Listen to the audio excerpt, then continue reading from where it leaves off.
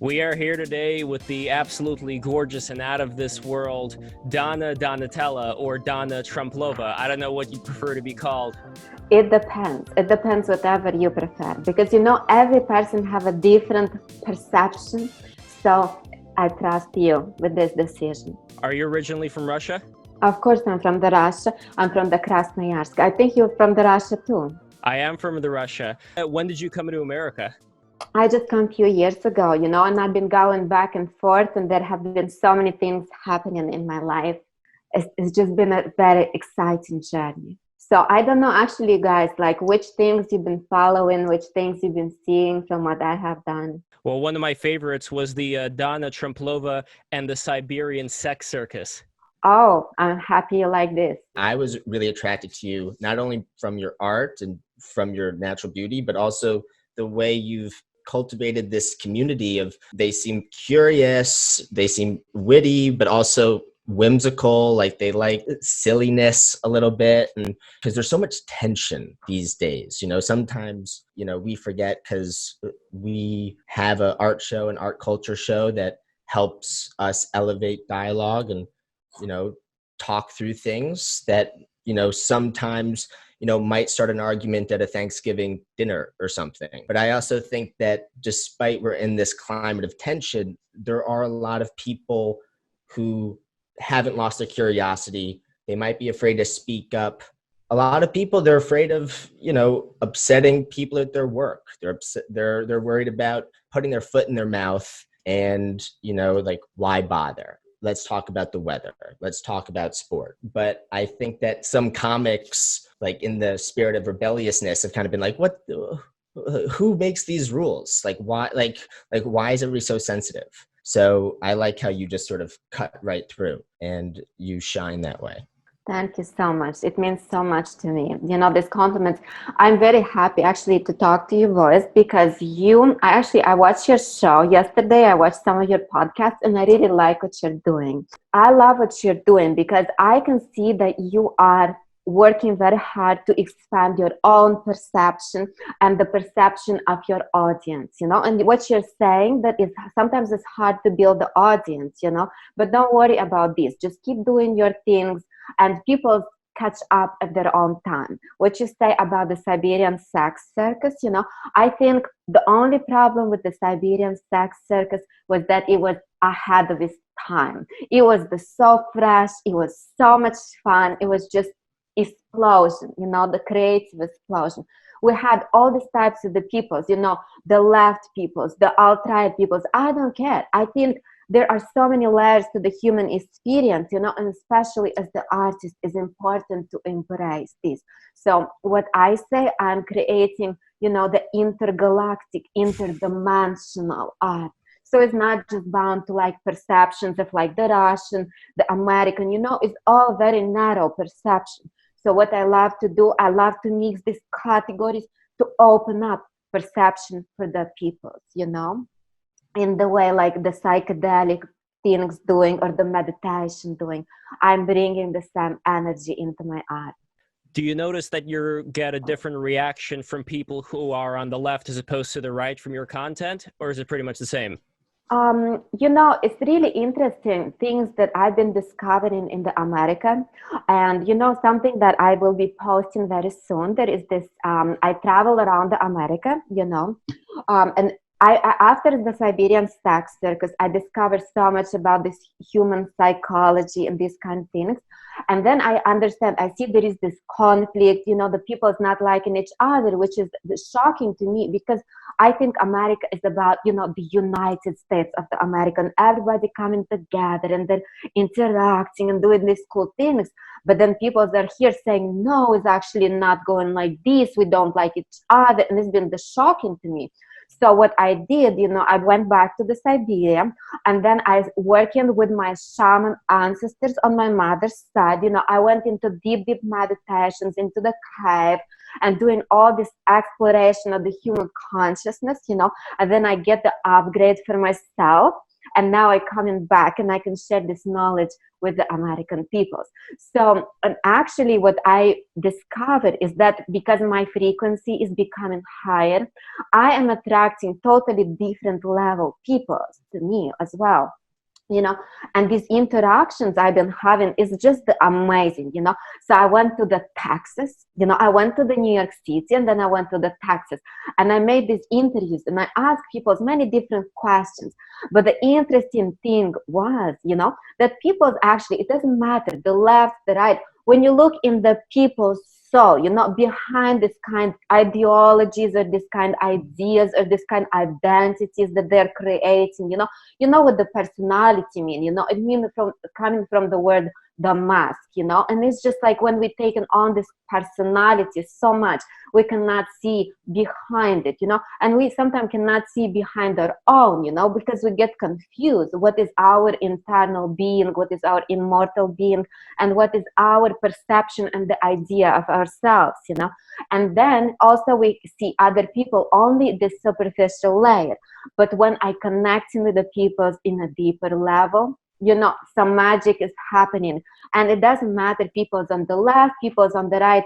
There are many different peoples with different layers of the perception. And my job, with all this art that I'm creating now, is to expand this perception, and to transcend these kind of categories of the left and the right. My very good friend, Miss Lady Alchemy, maybe you know what happened to her. She get kicked out. She was the burlesque dancer, and then she's supporting the Donald Trump, and then everybody kicked her out from all these other performers. They bully her into, not being performer in the New York City. So, but I was taking all these types of the peoples on my Siberian sex circus, this is why it was so refreshing energy. I didn't care. I bring her on the same episode and some peoples from the Antifa, some musicians. And they all getting along so well on my show because of all this energy of the love that was on the show.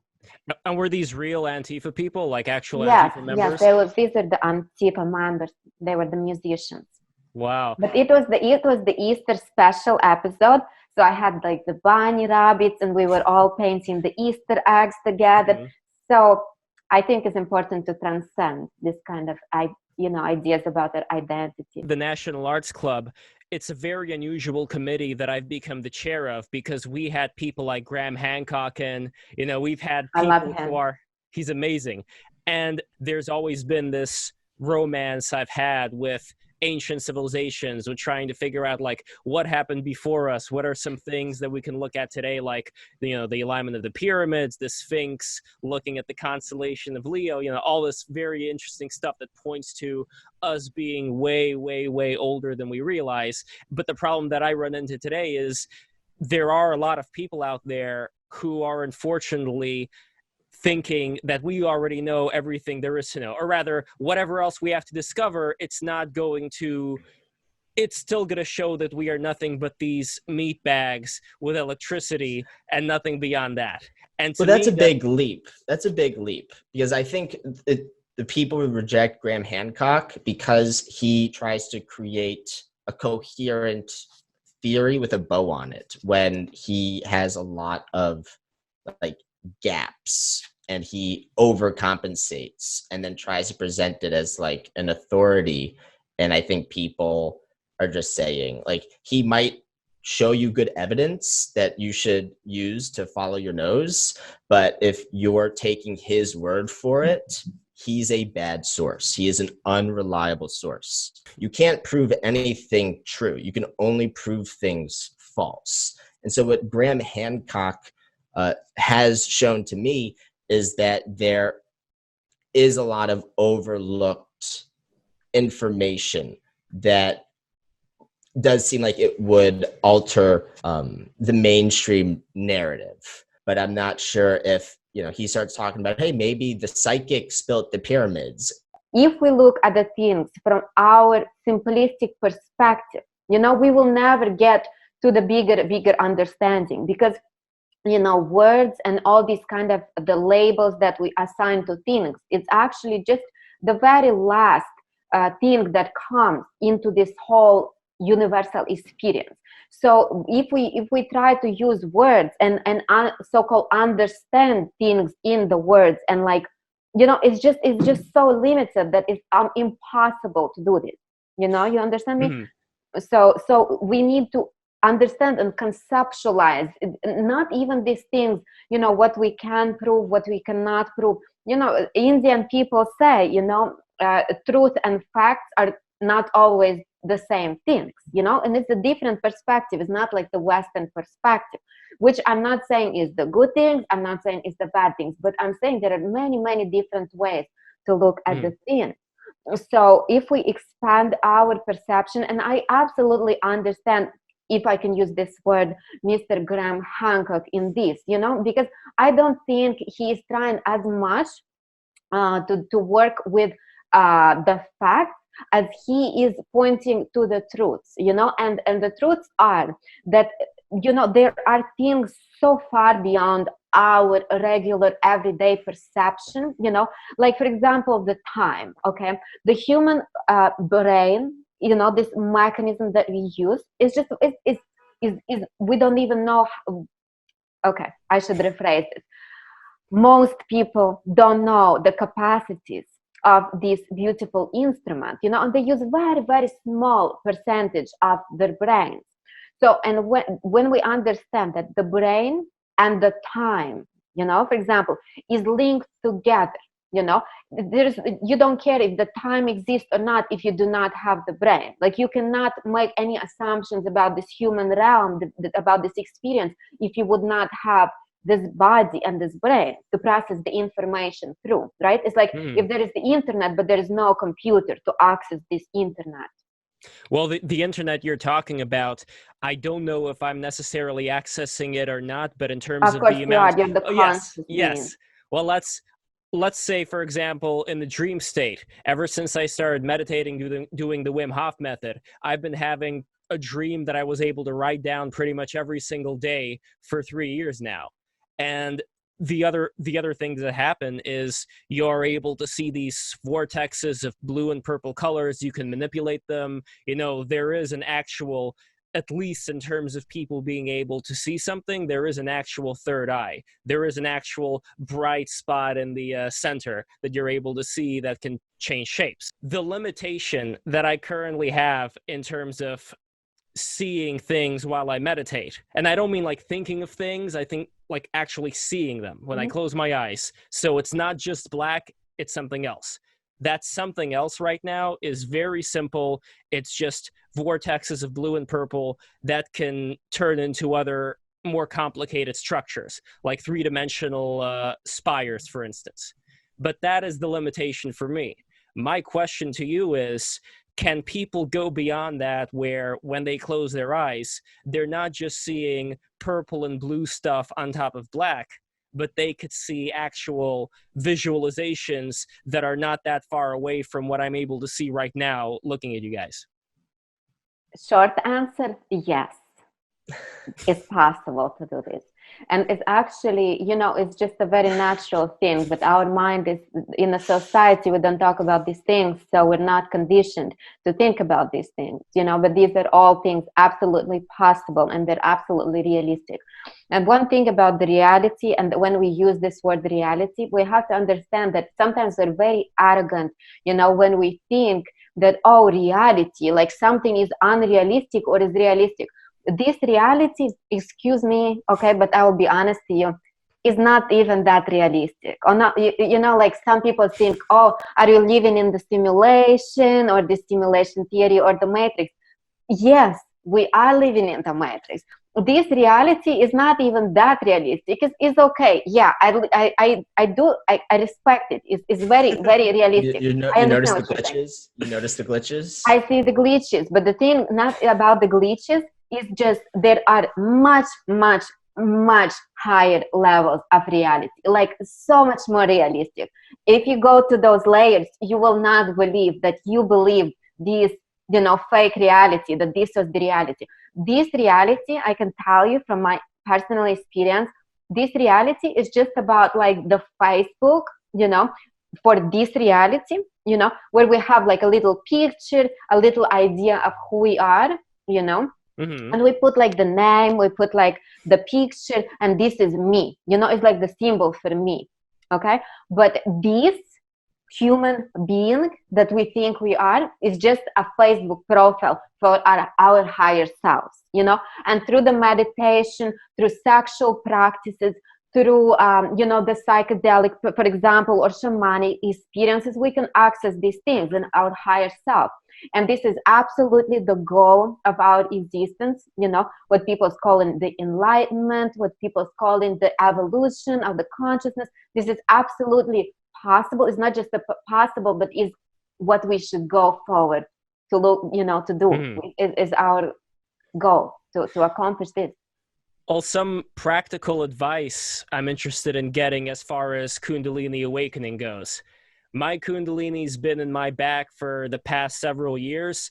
It's been going up, down, but it hasn't been anything electric. And in a way, I think that's good, because I heard horror stories of people like Gopi Krishna, wrote a whole book about it, how his Kundalini ended up going like not in the right way, and he ended up suffering like an intense amount of heat for months on end. So what practical advice would you give for people who have this energy that goes up their spine, that theoretically, for people who don't know about Kundalini, this energy through your spine is supposed to go up? It's supposed to have you as the observer meet with the observed, where you are in a state of oneness with the universe. And after that, I don't know, maybe some other cool stuff happens. But anyway, what practical advice would you give for people who are undergoing the Kundalini Awakening not to screw it up? So, you know, many people are practicing this Tantra and all these kind of other exercises to awaken their Kundalini as if it's the goal, you know, but it's just one of the experiences. And when the person is unprepared, and when the body and the consciousness and perception is not prepared, you can really, I'm sorry, but fuck yourself up a little bit, you know, or actually pretty much. But there are other types of if you want to do like sexual practices. My cats are going a little bit crazy. If you want to do, for example, through sexual experiences, you can have and have these kind of experiences, but you need to know the techniques, you know. For example, there are all these Taoist practices that I've been also practicing. For example, actually, and like in the Wudan mountains, you know, if you're familiar, I just talked to my friends in the Wudan, and actually they say the coronavirus there is calming down, so it's not that bad, I think, and I hope. So anyways, but that's about the experiences. Yes, and these kind of experiences, of course, they were protected in the specific families and explored from generation to generation in like very, you know, exclusive Chinese families. But then, you know, they've opened up a little bit. If you're familiar with maybe the work of Mr. Mantak Chia, you know, he's also one of my teachers.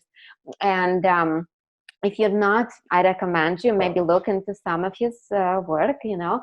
And there are really levels of your existence that you can access, you know, without just being so shocking that your Kundalini awaken. You don't like if you do not, for example, I've noticed this interesting thing that since I've been, you know, doing the psychonautic experiences and working with my consciousness, people have this interesting thing they say, to lose the consciousness, you know, when there's somebody passing out, when, you know, something happened, or like too much heat or cold or something, you just pass out. But it's actually something really interesting I've been noticing, you know. Sometimes I've felt a little bit dizzy or something, and then I feel, okay, I'm about to lose the consciousness. But when you know how your consciousness actually working, and when you're able to focus in the right way, you understand that it's actually consciousness losing the body. So you're just losing the body, you're not losing the consciousness. When you are unaware of this process, when you have not done this work, you know, when the Kundalini awaken, is just a shock for your system and you're unable to process this. So I think awakening Kundalini, although you can work with this energy, but just awakening is not the goal. You know, goal is to get to know yourself. And there are many practices that you can do. You know, it depends what you feel is closer to your heart. Sometimes I think actually doing the psychedelic or doing the, as they say, the plant medicine is actually very helpful. You know, how do you have any experience with this? I'm actually really curious. I have not done psychedelics yet, but I would like to. You can tell. Yes, because you know, I'm coming from a very loving place, as I say this. you have a very scientific mind, and this is awesome. I love the scientific thinking. I have this same thing myself, but you really have an attachment to the idea of explanation and understanding. You think that we as the human beings, as limited as we are able to grasp the concepts that are way beyond our immediate reality. Is impossible. That's why shamans are saying, do not use the word understand, because understanding, you cannot understand anything. If you really understand or see how complex is the universe, how many different systems are at play, you can just like observe it, take it in. You can operate with certain things, but we can never grasp it all in the way that we would be able to write it in a book and say, this is this and this is this, and now we have figured it all out. So this is the difference between maybe your perception and Mr. Graham Hancock, because he sees that there are so many different layers, and even if there are holes in his, the storyline or something, trust me, he's the million miles already behind. He doesn't even care if he can figure these kind of small things out. Well, most people think they're just fighting about these small things and the splitting hairs and just saying, oh, this is like this or this is like this. Everything in the universe is constantly evolving, is constantly shifting, is constantly changing. As they say, the only thing consistent is the change. And there are actually 2 books I can recommend to you, and 2 books that I think is the most important books for everybody to read. The book number 1, I think everybody in the schools should be reading them. These books have the capacity, just like the psychedelic drugs or other things, practices, expand your consciousness. If you really meditate on these concepts, I promise to you, after some time, you will have a different perception. So book number 1 that I really recommend all people who are watching would read this is called The Kybalion. Talk about the 7 Hermetic principles, and those are the principles how on every level, how the universe is built. There are different laws of like polarity, of the rhythm, of all these things that are shaping our experience. Okay, this is one book that is extremely important for every human being, because we're so used to categorizing things. We're so used to thinking, putting things in the box. This is the good, this is the bad. Now we're fighting against each other. I am the correct, you are the wrong. Now let's fight it. And this is just limiting our perception. And while we're fighting with each other, actual real things, we're not even paying attention to them. This is how people become very easy to be manipulated. People start playing the identity games and all these kind of games of like very low consciousness. So this is one book that I really recommend to read. And the other book that I really recommend everybody is called The I Ching. Maybe you know about this, the book of the changes. And I especially recommend the version that Mr. Jim DeCorn put together. He put together actually from many different translations, and he put in some editor comments also, and from other books.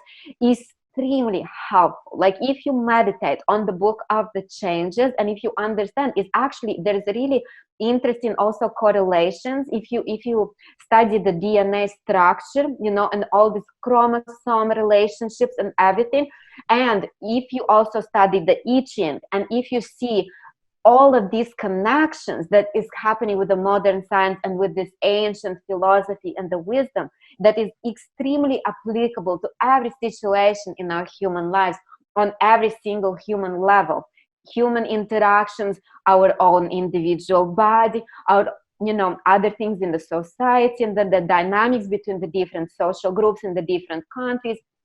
All these things, if you read these books, is just extremely helpful to upgrade our perception. Donna, I want to thank you so much for being a part of this show. Please let us know where people can find you and what you're going to be up to. I'm doing the charity work, I teach in the Mexican girls the pole dancing lesson, because like all this racism against this Mexican. So these are main things that is happening to me, and Also, I will be putting out JFK assassination investigation video, Wow. where I talk to different people and hear their opinions with different investigators, and also just different people from the Dallas on the street, what they're thinking about the situation. And, I get very interesting responses. And so this is my thing that is happening. Of course, I have the Patreon and everything, but I have to figure out all this like financial aspect of my art, because it's this soliciting this green dragon energy has not been yet my main focus, but I have to focus on this.